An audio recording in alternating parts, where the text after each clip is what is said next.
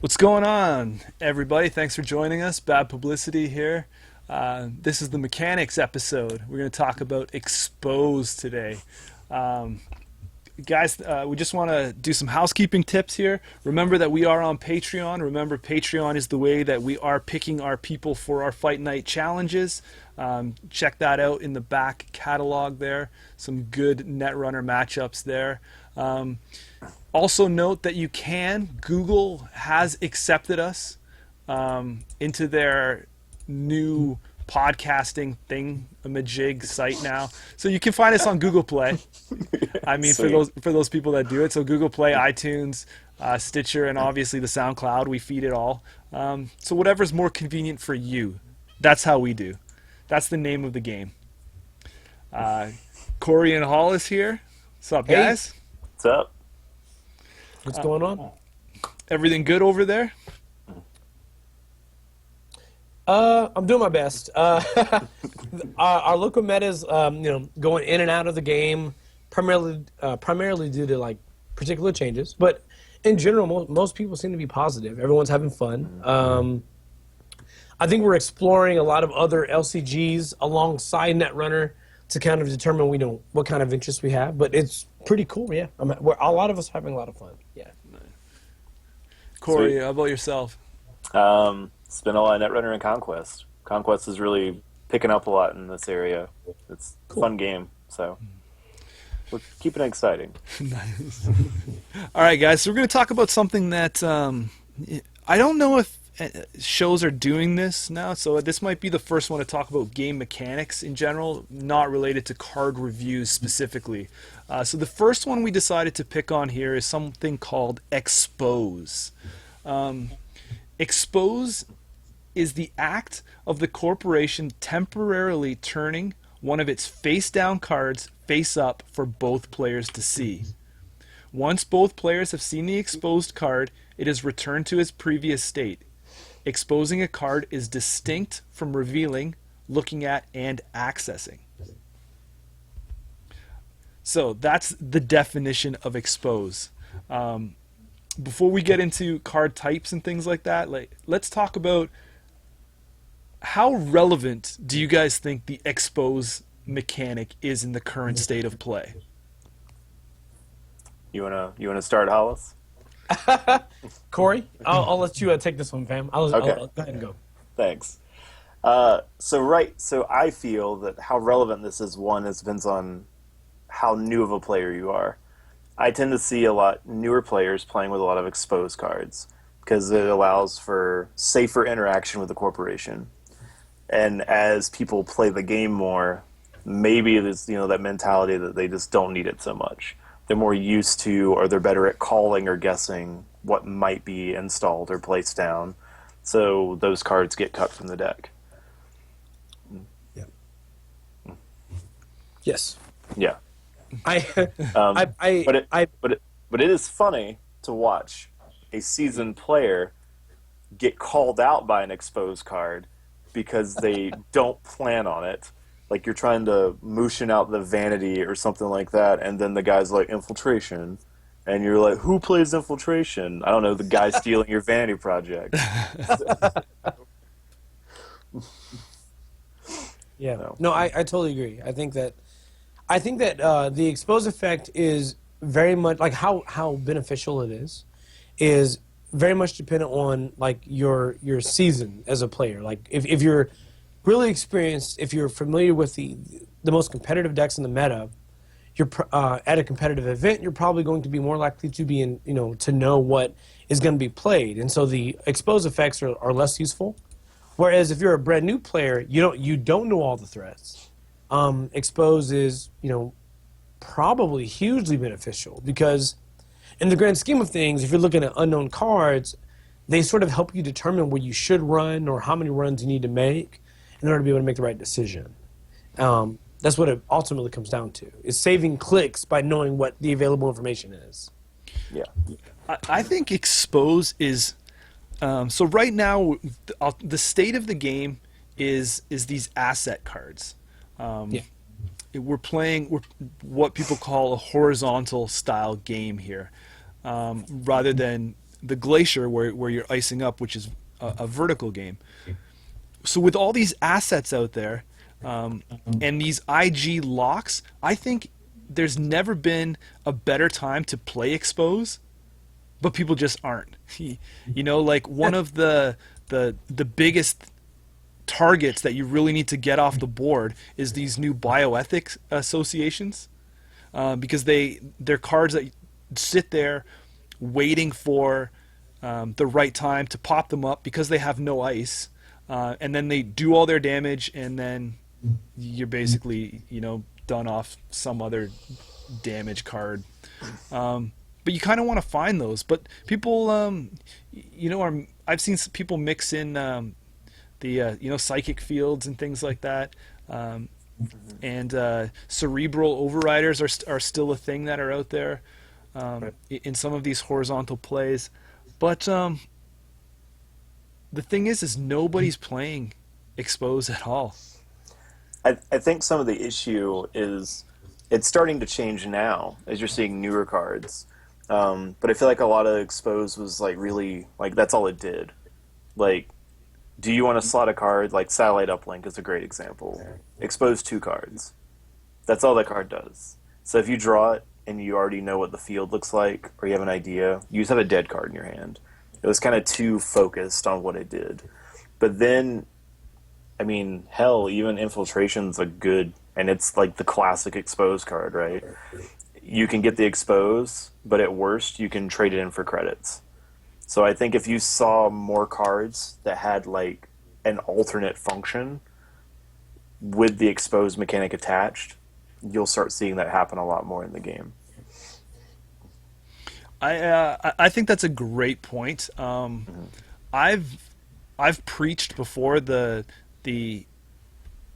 flexibility of card design, where a card can do 2 different things when you need it to, so that way you can slot something like that in your deck and it doesn't become a dead draw. Yeah. Like you're talking about, like a lot of these things is, you know, like you said, once somebody becomes veteran in the game, they're not really exposing as much as they need to. It's basically a introductory mechanic. Right. So even though you're seeing a lot of things trying to synergize off Expose, it just doesn't make it into the higher end play and stuff like that. But they're getting better. Like, I think Drive-By is a pretty good example. It's still pretty taxing because it's costing you 2 clicks to do, but to be able to wreck like an asset and stuff for free, I mean, even if you just play it once in a game, you'll see it a lot too, where the corp is just like, oh, he's got that card. And then it kind of changes their play style going forward, because then they're pre-resing cards that are important and stuff. So if you keep that type of power level on Exposed cards, I think you'll see it a lot more in the meta and start showing up. Yeah, and I think it needs to be almost at that state, because knowledge, I know it sounds cliche, but knowledge is power. I mean, it's a card game, right? Like, half of playing poker is thinking about what the other person has. If you could just, you know, take a time out, look at one of his cards in his hand, that changes everything in a card game. So I think Exposed does need to have the right price tag attached to it, right, to balance out that effect. But like I said, it's the only way that it's going to get included. Yeah, I think. Oh, no, go for it. I think that what ended up happening is that, like, when the game first began, sort of, right, you had like a lot of unknown info, and so Exposed became this really unique mechanic that you could go, you know, I don't know all the cards yet, so hey, you installed the remote advance twice. What is that? Junebug? Sorry, you're not gonna get me this time.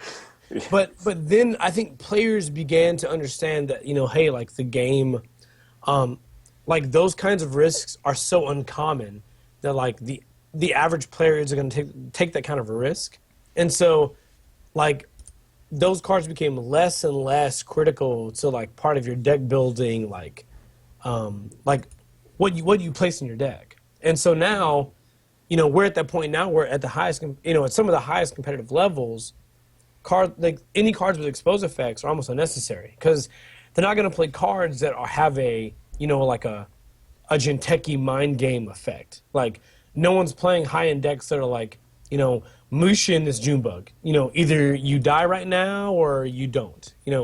What are you going to choose? And so expose kind of went the way of the dodo, right? Like no one really incorporated it into their deck because why? There's not really a compelling reason to do so at that highest competitive level. Yeah. And that's an interesting take on it because I was kind of thinking about the game design roller coaster that we rode on here because, yeah, like in the beginning, I think everybody got the core set. And I think the first corporation that anybody picked up was Jinteki because it sounded so cool. You're like, oh, I'm going to come in here. I'm going to drop all these traps and bluffs. I'm going to have my snares and my June bugs. And, and it just seemed to fit so well because, like, how else are you going to try and put down an agenda and advance it? You're like, I got to be able to put something else down and advance it. And then, then play that mind game with the runner. So the runner needed those cards to come in and do those quick checks. Like, is that a trap? Okay, and now I got to reset. Let me see if I can get in and take that agenda that you tried to bluff out. And it almost seemed that all the expose and all that trap bluff game was just in that first stage of the game. Then, like you said, it kind of like they took it, packaged it up, put it away, and then we became this who can, the evolution of fast advance took over partway into that. The runner learned they could just siphon you to 0 and then look at whatever card they wanted. Yeah, and then that whole thing is people, oh, you've got a card down there that could be a trap, but they mitigated it by like, I'm just gonna 2 clicks draw up first, and now I'm gonna run it. I'm still gonna be alive, but yeah. I don't need to check it first. I'll just, damage myself and have recovery. Yeah.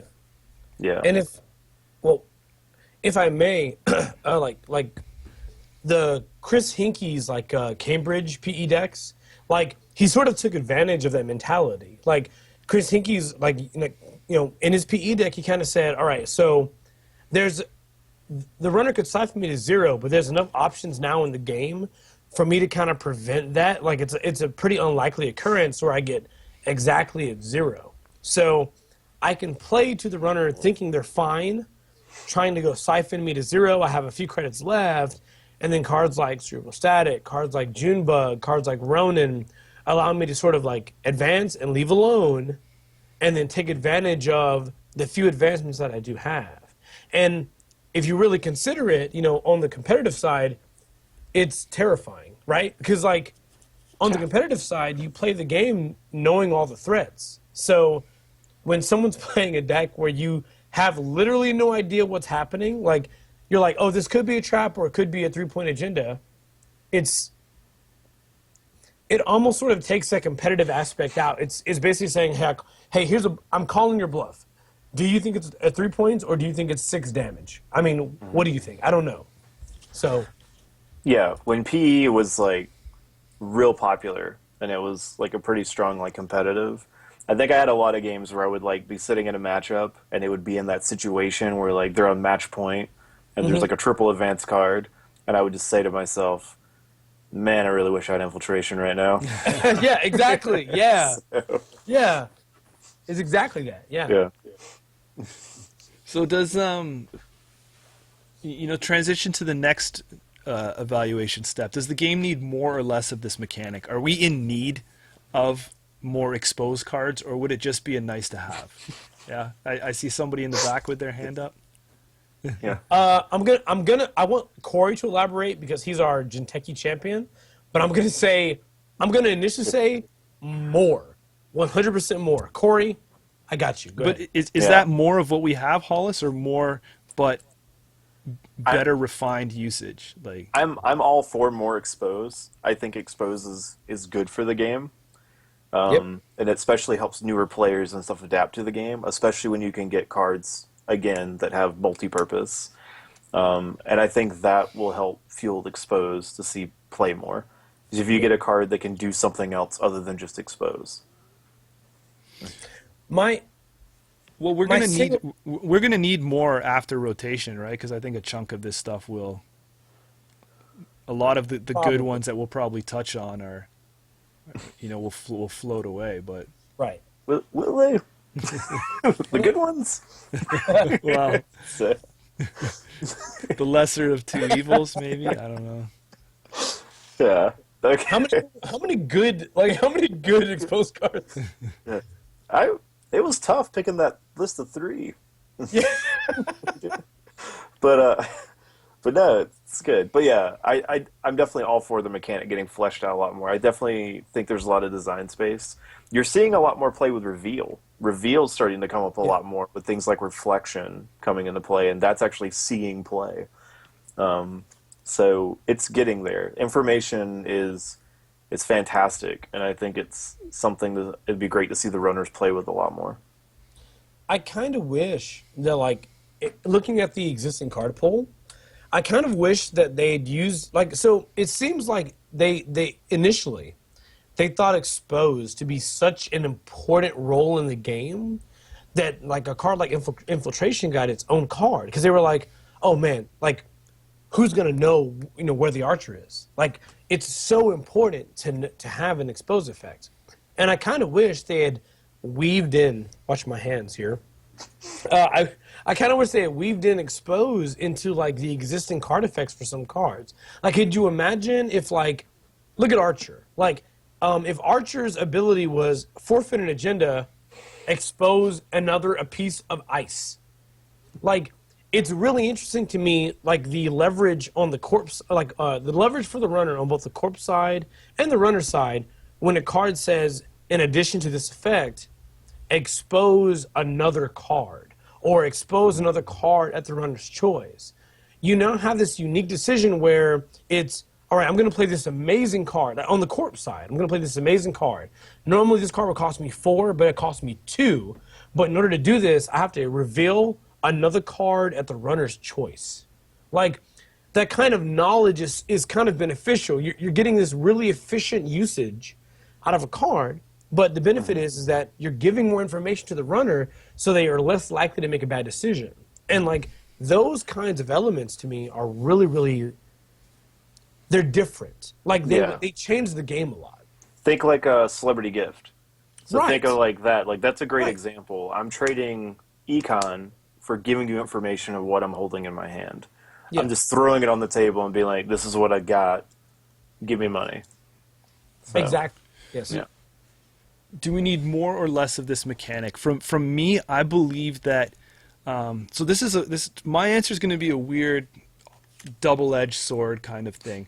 I do believe we need more of the exposed mechanic because I think it's thematic and it's core set mechanic from Netrunner. It's been around from the beginning, but the caveat to that is I really believe we need more cards that we need to use expose effects on. We need to see. I think Jinteki kind of needs a couple more in-house advanceable traps, or maybe there's different thematic advanceable traps other than the big one that we see. Nobody's really putting Junebug in anymore. Right, Right. It's adapted to Overwriter, and it's landing that brain damage. There's been hints that brain damage might be a little more common going forward. Still hard to hit, but if we can get good brain damage effects, maybe we need a couple more exposed cards to double check that stuff that are so devastating that you can't just draw up and run something. Mm-hmm. So I do think the exposed mechanic is really cool and thematic to Netrunner, but we need a reason to include those. And I think we also need the meta to hit a point too, to where so much things aren't as predictable. Yeah. And I think you see that a lot too, as a lot of people don't need exposed because they're going to be like, oh, you're playing this ID. Well, this is probably your ice suite. Scratch maybe one trick card. You're probably not running any traps. I mean, you see a lot of people that are taking those gambles just based on guessing what your deck is you bring into an event. That's Right. true.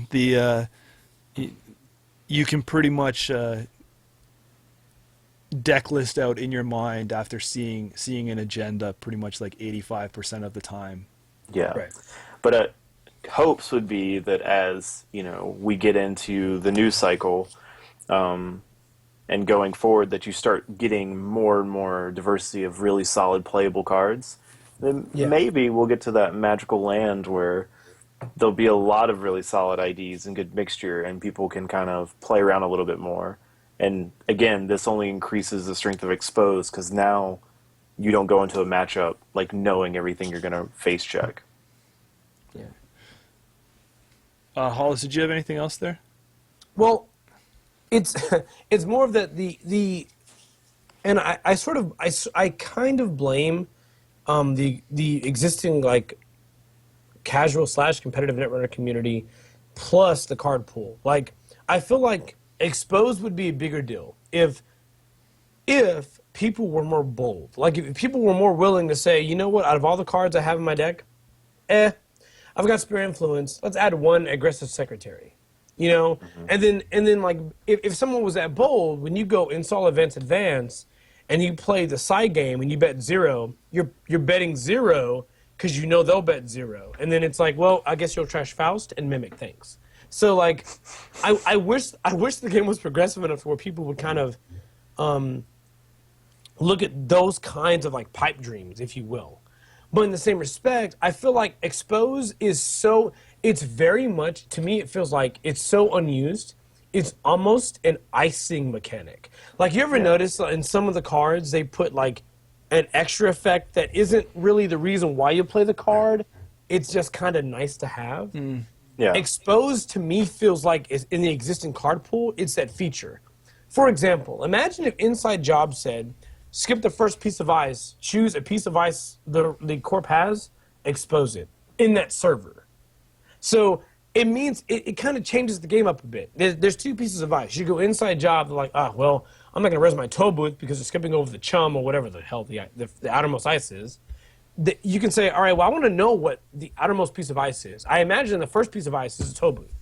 So what are you not resing over the tow booth that will let me get in? And like that to me, it's an, if you can jump to the conclusion that the existing card pool and the existing competitive meta is so predictable that you know the cards that are in the most common decks, then at that point, the exposing mechanic is not necessarily OP because you have all the knowledge. The biggest benefit there is that you get, like, you add the advantage of having the, oh shit, like, this is a card I didn't expect. Like icing on, which to me is worth the exposed effect. Like, to me, that makes that ability worth it. And I just feel like they've sort of abandoned the mechanic as opposed to right now, at least in the current card pool, revisiting it to existing cards. I cannot tell you how many cards that are basically nigh unplayable that if you had the exposed mechanic, at least it becomes interesting or a conversation, right? Do you think also, to a point, like, we have a lot more AI in the game, Right. so AI makes it a little bit safer to face check stuff, so you don't necessarily even know what it is. You can just run at it, and odds are high you can just get through it. And then think about how big, like, Shaper was for a time, and you know, SMC allows them to get around that. They don't need to know what that ice is most of the time. They just run in and they're like, oh, hey, cool, I'll SMC, pull out the breaker I need, get through it. No, I actually totally agree with that. I think that in the case of like Anarch and Shaper decks that are running like Atman, or even the ones that are running Faust, and I know there's Criminal running Faust as well, like, that makes the exposed mechanic incredibly unattractive. Props to Zach Cavis for running Faust and Andy. But it's still a matter of, like, for example, it feels like the exposed mechanic, for example, we have a whole ID that's dedicated to expose. Like, make it run on HQ, expose. With Silhouette. But it feels like the whole criminal, like, faction should be, in my opinion, should be riddled with cards that are bypass and expose. I don't necessarily break the ice for the most efficient way possible, but I know where the threats are, or I completely ignore them. Whereas Shaper is like, I have the answer for everything, where I can go get it, and Anarch is, I have a sort of a universal answer, but it's kind of a weird tax. It costs me cards instead of credits. I don't have a great way to not overtax versus a little engine.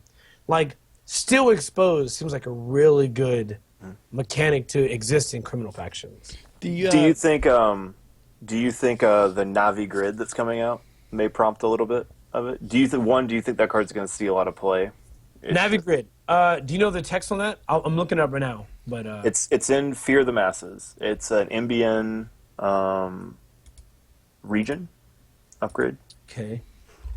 NaVi Grid. It's got a longer name than that. During a run of NaVi this, Moonbad City Grid. Yep. NaVi. Sorry for those who are watching. NaVi Mumbai City Grid. 2 to res, 3 to trash. Upgrade region. During a run in the server, the runner cannot use paid abilities on non-icebreaker cards. Limit 1 per server. Now that is interesting. Yeah. That's cool. Like, yeah. Yeah. Like, that's the kind of thing that I think is interesting. Because, like, it stops, like, cards like the David, right? Yeah. Where David's going to be like, are you Archangel? Well, one David counter. Or I don't care. That's pretty interesting to me. And I think that, like, Expose is super beneficial in that respect because it kind of says, okay, normally I wouldn't play this card. However, if I do play Expose, I know where the Archangel is. So I can say, boom, all right, I'm going here with David, or I can't go here with David. It's irrelevant. Right. So I think if you start seeing more cards like that for the Corp, I think also maybe that prods the runner into having to gather information before they just go charging headlong into a server, hoping to just face tank everything they run through. So, Hollis, you touched on a point a while back, and let's transition with that one. Sure. You said that it seemed like at the beginning of the game development, Expose or the game design crew thought Expose was going to be something a lot stronger than it was. Right. Turned out to be. I would have to agree with that statement because, like you hinted on, they made an ID based around that effect. Mm-hmm. Right? Mm-hmm. So the silhouette, the criminal ID, the first time you make a successful run on HQ each turn, you may expose 1 card. So to me, that's telling us that, hey, we thought Expose was going to be so powerful. Yes. We needed to attach that as an ID ability. Yes. Yes. Satellite uplink is 3 influence. Yeah. They think it's that powerful. Like. Yeah. So, I focus this towards you guys and anyone who would listen. So, like, it's pretty much like, if you look at the game at the competitive aspect, right? Because we're all pretty competitive players, right? We play in regionals, we play in nationals and worlds. Like, the idea is that if we know the existing card pool, we know that the NEH deck we're facing, the HB Glacier deck we're facing, the IG deck we're facing, has specific card slots that are not going to be weird, quote unquote weird, right? So we know that IG is not going to play Cerebral Overrider. We know that HB is not going to play Cerebral Overrider. We know that MBN is not going to play Cerebral. Like we know these things. For a slight caveat, I do play in a meta with Pacer. So, oh, okay. You got me. He does play weird stuff. You right? So but like the common existing competitive meta does not take these weird risks that depend on the runner making a mistake. Their risk is very much risk averse. So it's play the average good card that basically is going to be me playing to the best of my ability regardless of what the runner does on their side. I don't need you to run this card and make a mistake. I need you to simply let me play my game, and if I do well, I win because I'm doing well. You are no factor in me doing well necessarily. I think that their plan for Expose really sort of benefited the opposite of that, right? Their plan for Expose benefited the Corp doing the quote-unquote random thing, which is I'm playing Wayland, install advance, good luck. I have Ash. I don't think you're going to get in. And they predicted in their head, them going, all right, it's Wizard. Well, I run number 1, David, E3, and then Fish and Break, trash the Ash, and I run back because I can get it for free. Oh, no.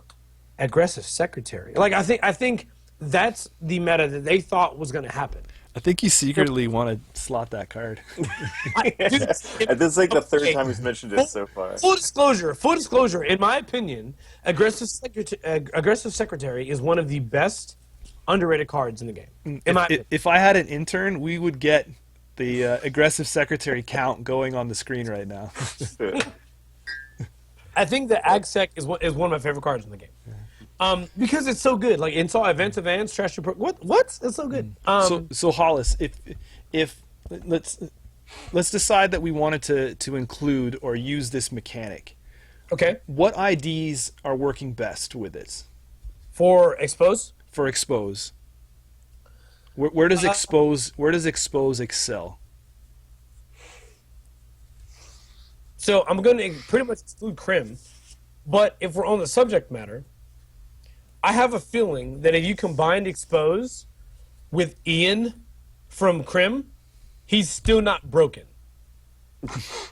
Like, think about that for a second. If you combine expose with Ian from Crim, he's still not OP. He's still like below the bar because of 10 influence. Mm-hmm.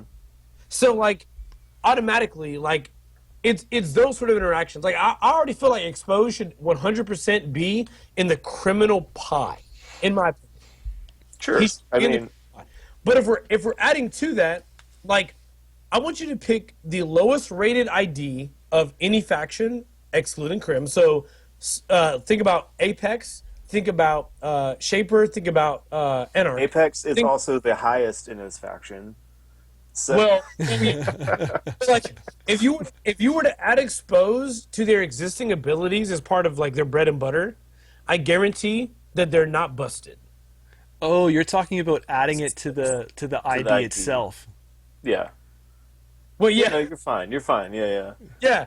If you give expose to Adam as part of his ability, he's not busted. If you give Apex expose, he's not busted. If you give Exile expose, he's not broken. Like the fact is, to me, expose is a icing ability. Like it should be the I do this thing, but also I kind of know the threats on the board. So what IDs would play a lot with expose? Like Rena. what IDs? So if you gave Silhouette a link, she's literally a chess ID. Yeah. And she doesn't know the next move? who? Yeah. Reyna. She's the best. She's the best to have exposed. Like if you are playing an ID that's about like her literal flavor text is analyzing the board won't help. Your decision, your worst mistake is thinking we were playing the same game. Whatever her flavor text is. Like, could you imagine if Reyna had expose? So the first piece of ice that you encounter costs 1 more to res, and you may expose that piece of ice, like, or expose another piece of ice. Or if they don't res it, yes, you can expose it so you can see what it was. So then you continue on, right?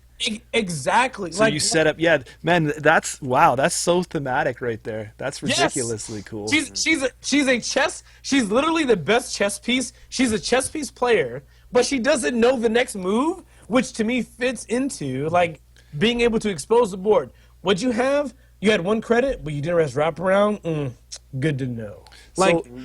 So are you saying? So you're saying adding expose to those abilities will not break them?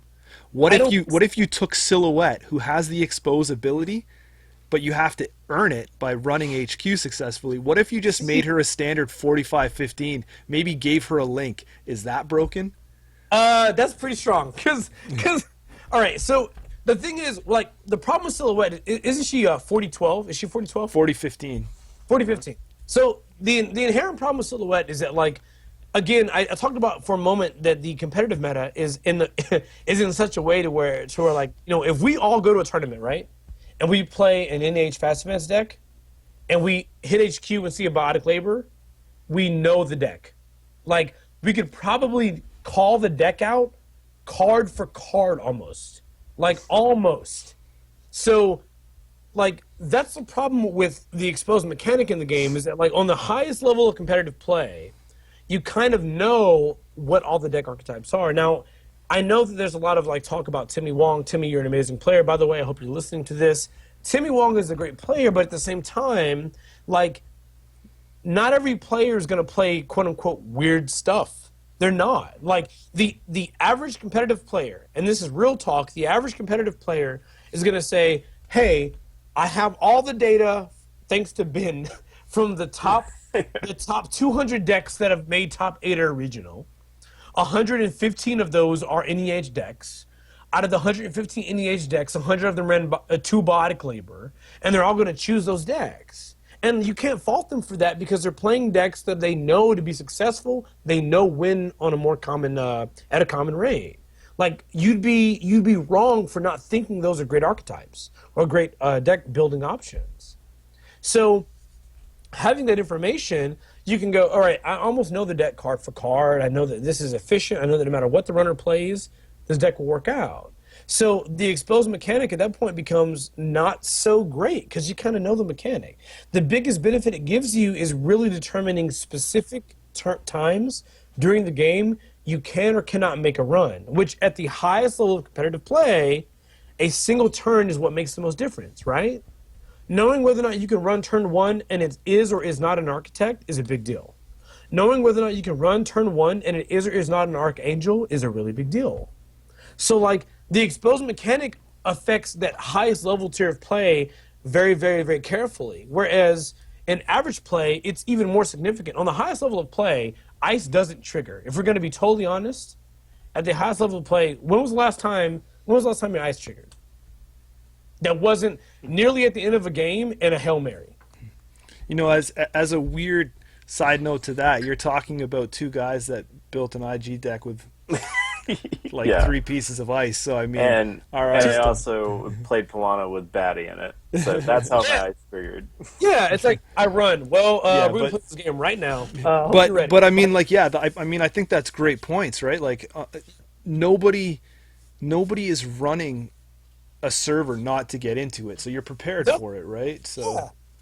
And then Corey mentioned AI ice. Like AI ice also added that problem. It's kind of like, so you have subroutines that could trigger, but like Faust and Atman are so common now that even if like the direct answer isn't available, you can probably as a runner sacrifice enough so that the worst part of that effect doesn't happen.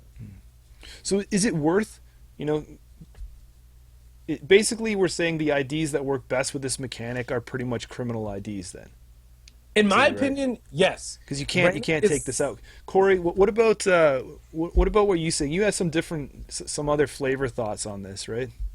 As far as the IDs, yeah. I mean, Reyna was immediately my first pick, so I'm completely 100% on board with her having some form of it.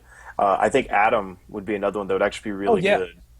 Especially with always be running, to know that he can use that ability to click through and get in. He's not going to face check an architect and be real sad.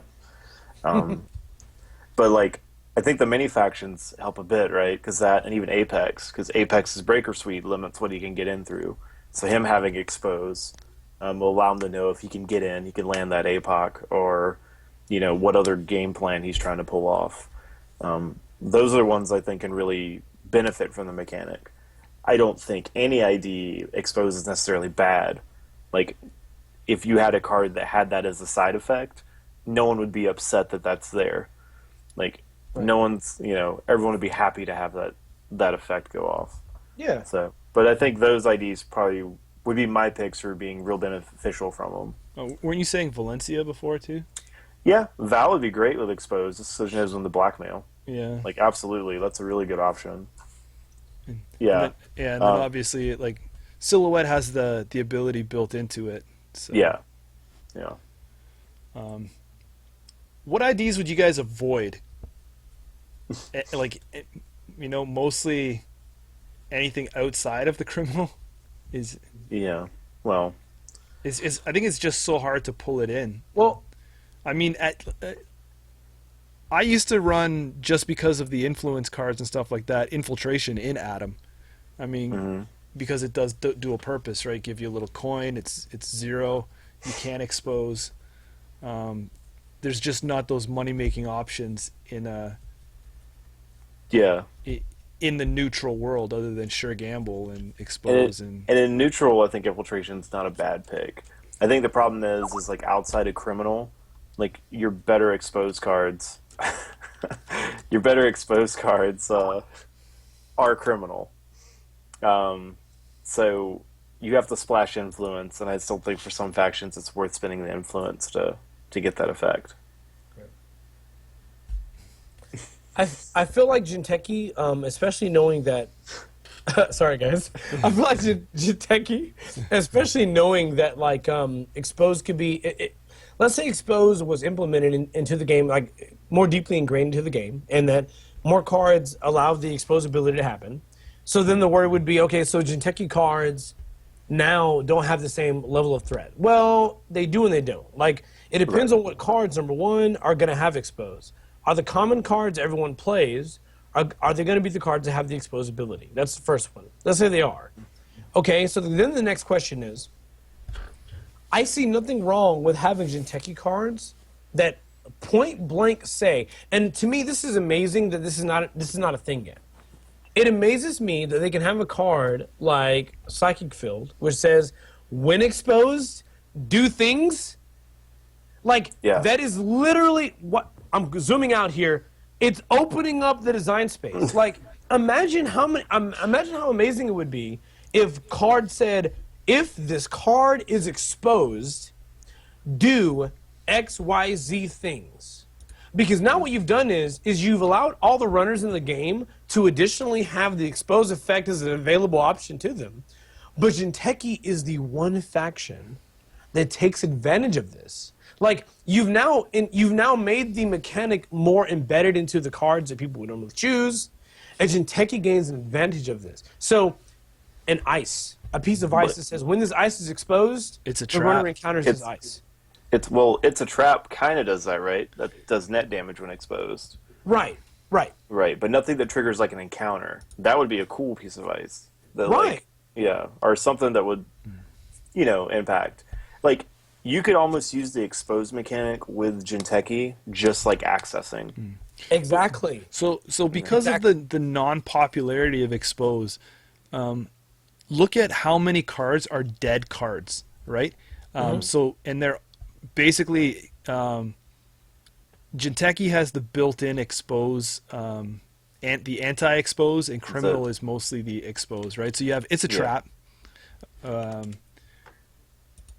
We have the It's a Trap is the ice. Whenever It's a Trap is exposed, do 2 net damage. And then it has its subroutine stuff. We have the Psychic Field. If a runner exposes or accesses Psychic Field, so it does either or. I mean, it's covering all its bases there. You have Zaibatsu Loyalty. If the runner is about to expose a card, you may res Zaibatsu Loyalty and prevent it. Yeah. Right? So, I mean... And that was a one of in the core set. Yes. So again, I think like it goes back to thinking like, is that how the weight that exposed was put on back in the day? Where it's like, well, I had to get 3 core sets because of Desperado, and I need 3 core sets also because of Zaibatsu Loyalty because everyone's exposing everything. Man.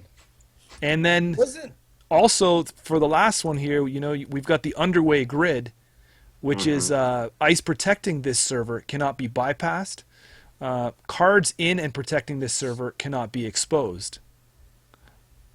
So, we essentially have dead cards because of the lack of expose. The lack of expose being used. Right. And to me it's sort of disappointing. I feel like there was no way for them to predict how useful, like realistically, if we're looking at it, there was no way to really predict how useful expose was going to be, right? Like it would have been impossible because you didn't know how the community was going to react to having additional knowledge outside, I make a run, do you res, yes or no? Like, there's no way to know that. But if you make it so that like ice, operations, resources, whatever you have, hardware, adds to the exposed mechanic, and you have a particular faction that says either A when you expose something, I do something else, or B, when you expose something, I prevent you from actually exposing it. You add to a unique part of that color pie. Like, it's the same way how, like, Jinteki pretty much only does net damage, and Waylon only does me damage. Like, the ability to say, I expose this card. Ah, well, you made a mistake, because you exposed this ice, you now encounter it, my friend. So, here's Komai Inu. So, like, those kinds of things are interesting. Like, versus Jinteki, it would be the case where you would rather expose things before running. But imagine if exposing things meant the same thing as making a run on the server. You change the game dynamic a little bit, and I feel like that makes things sort of interesting. Now, granted, what I'm thinking of is a pipe dream. It's totally crazy, guys. Don't necessarily think it would have balanced the game, but it definitely changes the way we look at the expose mechanic and makes it deeper. Like, I think right now, expose is so greatly ignored because who cares? You break most ice. Like, you break most ice, you pretty much ignore most remote installed cards. So, like, expose and counting those cards is almost irrelevant. When you change the game to saying, okay, imagine satellite uplink, I expose an ice and expose a remote. Imagine what that does. Okay, which one do you expose first? The ice? Well, you encounter it now, okay, and now you encounter Psychic Field. So, I mean, like, that changes the game. Maybe it makes expose worse, but imagine the cases where you're versus MBN, and, you know, it's you don't know if that's an Archangel, you don't know if it's a wraparound, you don't know if it's an Archer, where, like, cards are so vastly different where the expose mechanic makes more sense now. Like, I don't know. So best exposed cards in the game. All right. So, very, very hard list to come up with and stuff like that. Yeah, I do think one of my number ones is infiltration. For me, for a couple reasons, it's dual purpose. Gain 2 credits, expose a card, or gain 2 credits or expose a card. It's neutral. It costs nothing. It's a quick, boom boom. You know, if you have it in hand, it is, and you're good to go. My next card that I would think is probably the next best exposed card. This was a tough one because 2 and 3 are close together because mine is Drive By and then Raymond Flint. Yeah. So that's your 2 or 3. Do you guys have your top 3? Yeah. My number 1 was Drive By, just because of the value you can get from that card. If you landed on like a Sand and stuff like that, 2 clicks, trash 5 credits worth of stuff. If you have someone who's plotting a Jackson and you nail their Jackson after they pitch it, there's some good surprise plays that has that I think, and it also alters court play for the remainder of the game, that I think that's worth getting like a number 1 spot. Yeah. And then, so I did 3 in an honorable mention. Number 2, I actually gave it to Snitch. Which is starting to see some play again in these Au revoir. Yeah, and just because I've played and seen that Econ engine run, and to be on the corp side and now know that the runner has all the money and knows all your tricks is like, this is a bad spot. I hope I'm really good at Psy games. And but it's a real powerful card, and I think you're starting to see a lot more synergy and stuff with it, especially off things like Turning Wheel. I agree. And then Infiltration was a number 3 with Raymond Flint hitting my honorable mention. Yeah, but I think that Snitch is very it's very niche. Very niche to that whole deck of Au revoir, Turning Wheel. There's some other pieces to that puzzle that turn that new Andromeda fun time wheel. Yeah. But yeah, interesting ones there. Some are similar. Hollis, you got your top 3? Yeah, I do actually. So I'm with Corey for the most part. Drive By is my number 1. It has the biggest effect for an exposability, because it exposes and then does something. The number 2 would be probably satellite uplink. If I were to give my quote-unquote patch for it, I would rather satellite uplink gain me credits and then expose 2 cards, and then have a cost separate.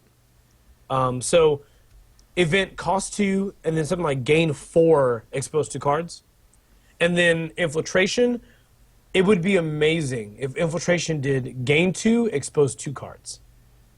Amazing. Then it wouldn't be. Look at what it costs. Like to jump down the worst cards to use this mechanic. Like satellite uplink was wrestling for my number 1 spot, man. Like three influence there, costing 2, expose 2. It's crazy. Like you just said it. Corey said it earlier. Think about that, guys. They actually expose was so good that they said, you know what? 3 influence. We can't risk this being anywhere else but criminal. Yeah, like criminal. They're there's gonna play no this way card all the time. It's there. There's no way this would be useful anywhere else. 2 credits for 2 expose. An expose is worth 1 credit. Let me ask you this to both of you: is exposing a card worth 1 credit to you, Jameson and Corey? Exposing 1 card worth 1 credit to you. Maybe, but infiltration does it for free. Yeah, exactly. Yeah. Exactly. And technically, drive-by does it for free. Yes. We're not including the whole click to draw weighing a card mechanic or whatnot. Right? But So your worst 3. I want to see how close. Oh man. Satellite uplink somehow made it in this guy's top 3. Sorry. So you ruined that for us all matching. But So I mean, it's hard to order these, but I'll tell you that satellite uplink is heavily an influence based negative. 2 cards for 3 influence. I don't see that card really being used. I mean, if you're in faction, sure. Yeah. Is it good? The other 2 are just so mind-blowingly weird. Yes. Looking at the Blackguard and the Code Cracker. There you go. We have the exact same 3. And I'll tell you, my reasoning behind this thing is I look at Lumeria Code Cracker. It's exposing 1 card. Use the ability only if you made a successful run on HQ. If you need that card to spend the click and the dollar for it, why aren't you just running Silhouette? Who you run it and I can do that same ability? Like, is Silhouette like Corset, man? Yeah. But why? Like, no other place in the world have we taken a existing ability on a card so weirdly. It's so bad. designed. You have to spend a click and a credit. But why did they take that ability and put it on an ID, right? Like, And you had to make a run before you could spend a click and a credit.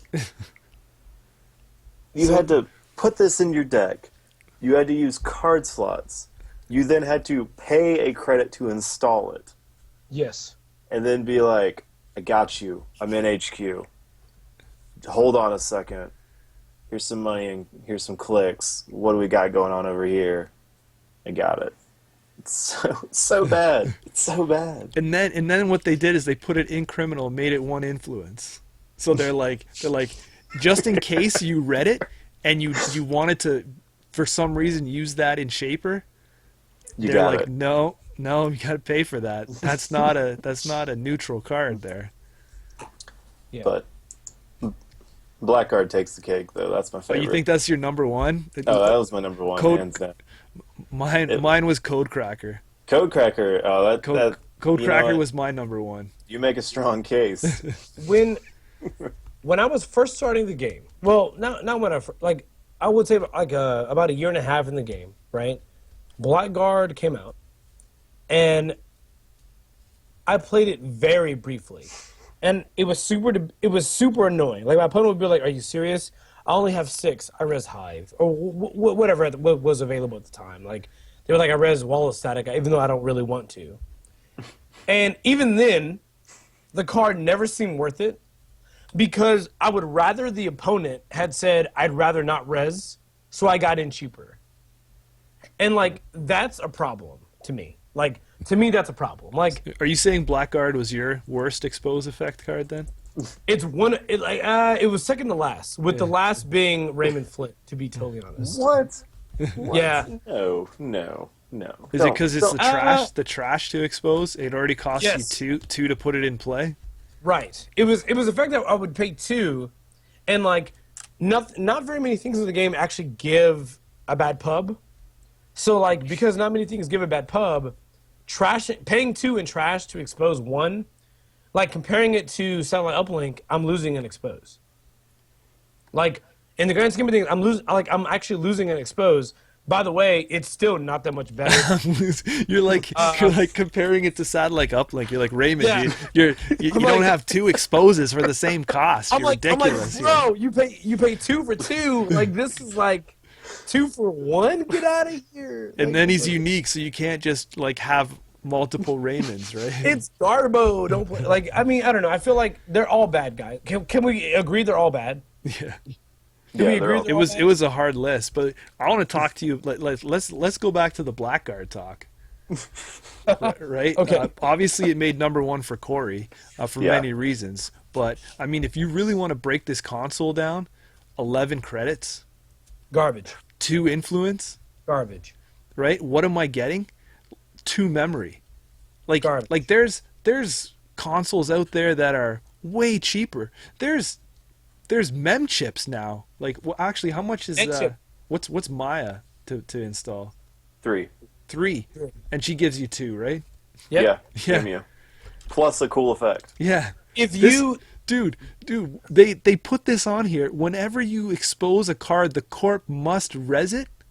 Like, so basically, it's like I think they were playing this cool denial game, like let me drain the corp's money, but then they forgot that Siphon was already a thing.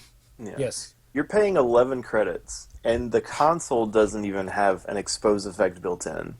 So, in order to use this console, you then also have to play with more exposed cards or play Silhouette. It was 11 credits. It was a classic. There is no tighter link between Runner and their console than like almost Silhouette and Blackguard. Yeah. And even then, people are running Silhouette and not including Blackguard. And because you have Desperado infections. yeah, there you go. Yeah, it was like I could play Blackguard and like force like super attacks on the runner, or corp, excuse me, or I could have like all of the credits ever from Desperado, and then just break the ice or trash the card they surprised me with. But it was strange though. Like, wasn't it? It's like you look at this ability and it's like if you have the money, you have to pay to res it. So I res it up, and all you're doing is hindering yourself in the long run. If you res it on a remote, you're just making them build their scoring remote then. Like, I'm going to make you res this Hadrian's Wall. Right. Okay, I'm broke now, but maybe in another turns, now I don't have to spend my 10 there. I can just, put my agenda behind that now. Right? If you do this over a central, well, you're just limiting yourself. Yep. I don't know. Do you guys any other touches on that one? Nope. No. I feel like I think Blackguard was one of the first times they ever saw like a super expensive a console, and no one played it, and they realized. I think for a minute FFG was like, "That's interesting. This card seemed really good when we were testing it. Why is no one playing this card?" And we're like, "Well, 11 credits. Like, they could have just as easily reduced an MU on this card." And reduce the like install cost by like 5 or 6, and then the card would have been playable. And But still people would have passed over it because of the choices in faction. Exactly, Yeah. exactly. Like at the very least, by reducing the MU by 1 and giving it a install cost of 5 or 6, you make it a critical decision based off a very thematic option. 11 credits is to me over the threshold of even being thematic. Like, Yeah. why even play it? Yeah, I mean, you know how long you try and like you have a silhouette deck that has 40 card limit or minimum, and you usually try, and if you're running those, you're really trying to keep it to 40. Like, how many economy cards can you stack in there to try and get your console out as soon as possible? I don't know. It's nuts. It's bad. It's real bad. Windfall it maybe. Clutch. Okay, so Windfall. conclusions here. Is this mechanic a pass or a fail, Hollis? This mechanic in this version of the game, I would say at the existing moment is a fail. Corey? I would also classify it as a fail. It still has a lot of room to growth, but I feel like it's going in the right direction. Yeah, I'd have to agree. Clean sweep across the board. I'm gonna have to say that right now, Expose is a fail. There's just not enough reason to run it, and even if you do, like the corporation doesn't even. There's no counterbalance to it. Everything's in criminal, which it should be, and it's not. Like Hollis said it best, it should have been a bigger piece of the criminal pie, and it's just not. Yeah. Okay, guys, I think that'll do it for this episode. Thanks very much. Appreciate you guys tuning in. If you haven't checked us out on Patreon, peek us over there. Patreon.com/Bad Publicity. Hit us up on all the social medias to get in touch with us, and we'll catch you next week. See you guys. Later.